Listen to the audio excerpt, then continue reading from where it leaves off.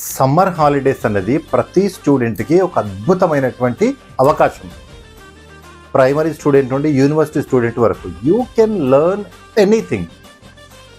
Swimming నేర్చుకుంటావా నేర్చుకో, ఒక స్కిల్ నేర్చుకుంటావా నేర్చుకో, కుకింగ్ నేర్చుకుంటావా నేర్చుకో, కోడింగ్ నేర్చుకుంటావా నేర్చుకో, కంప్యూటర్ నేర్చుకుంటావా నేర్చుకో. Do you want to improve your English? Just try to learn English. ఏదో ఒకటి.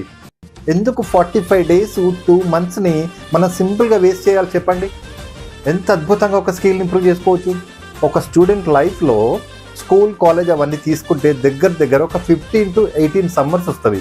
అంటే 15 to 18 skills, new skills you can improve, you can learn. అబ్బా వచ్చిండ్రా బాబు ఇక్కడ కూడా నేర్చుకోమని చెప్తున్నాను అనుకోకండి. ఒక గంట, ఓ 2 గంటలు, ఓ 3 గంటలు, పొద్దంతా టైం అయితే ఇంట్లోనే కానీ ఇంకా ఫ్రెండ్స్తో కానీ స్పెండ్ చేస్తున్నావు కదా, ఒక గంట 2 గంటలు స్పెండ్ చేయలేవా? ఎంతసేపు ఎంటర్టైన్మెంటేనా? ఎంతసేపు రీల్స్ చూసుకుంటూ, స్క్రోల్ చేసుకుంటూ, కామెంట్స్ చూసుకుంటూ అవే టైం వేస్ట్ చేయడం తప్ప ఒక స్కిల్ని ఇంప్రూవ్ చేసుకుందాము, ఈ స్కిల్ నాకు ఫ్యూచర్లో యూజ్ అవుతుంది అనేటువంటి ధ్యాస కూడా కొంచెం ఉండాలి కదా. Focus on it.